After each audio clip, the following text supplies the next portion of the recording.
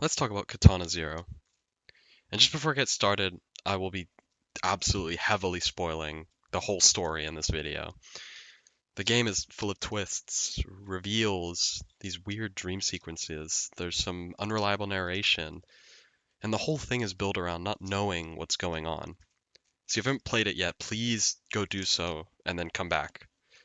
This game is truly a once in a lifetime experience. Alright, so on the surface, Katana Zero is a stylish, action filled platformer game. You're this robe wearing assassin, and he has a really cool katana, and you have time slowing powers that allow you to cut your way through rooms like a insane assassin. It's tight, it's responsive, and it's flashy. All of them in the right ways. But once you start paying attention to what the game's doing under the hood, it stops feeling like this power fantasy that you get from killing all these people. It starts feeling like a breakdown. Let's start with Kronos. And we all know that Kronos is what gives you your powers. It gives you the time manipulation, the instant do-overs, the foresight that makes you feel like some kind of cyberpunk ninja with a Sandevistan. But it's also what's breaking your mind. The game doesn't separate these mechanics from the narrative either. You don't just use Kronos, you live in its side effects. The constant rewinding, the time jumps, the hallucinations. You think it's just the game's visual style at first, but over time it becomes clear. This is what it feels like to be on Kronos. You're not just stylish, cool, and listening to jams. You're completely unstable.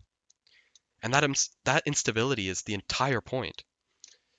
Katana Zero keeps you in the dark, not just with its plot, but with its structure. There's no big info dump, no outside narrator. You learn what your character knows, when he knows it. And sometimes what him or you know, it's not even real. So when people start talking to you like you're someone you're not, when timelines don't line up, when familiar places twist into nightmares, it doesn't just confuse the player, it confuses him. The disorientation is shared intentionally between the character and the player. And this leads into one of the game's biggest pivots, that you are not the dragon. And you've been walking through this entire game assuming you're this legendary killer, assassin, cool guy that everyone's scared of. But you're not. That identity doesn't belong to you. You've just been taking orders, following scripts, and executing violence that you don't even question. And when that gets stripped away, you realize that you're not special, you're not free, you're just one of many. And you start to see the game differently. All that stylish action that you do, it's just part of this mask, a system to keep you moving, distracted, deadly, of course. And then there's the girl. She's not explained, she's not even consistently real, but she feels real because she's the only relationship in the game that doesn't involve violence or manipulation. She's human. In a game that constantly fractures your sense of reality, she's the only piece that feels grounded. And that's by design. Katana Zero doesn't give you safe exposition or emotional resolution. It gives you fragments, gives you long silences, conversations that just keep looping and looping, and you have to build this meaning off for yourself. And then even when you think you know the meaning, the ground keeps shifting. And then you see the ending. There's no clean wrap up. There's no big villain takedown. You get a little more agency, sure, but it's not triumphant. It's fragile. Everything is still falling apart, and, but you're just more aware of it now. And that awareness, honestly, I think, is the point.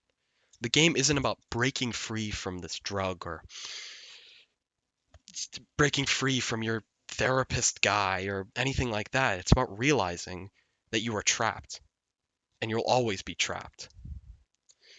And it kind of leaves me with a question in my own life, like, what routines do I do that makes me feel like I'm in control but just make me feel stuck?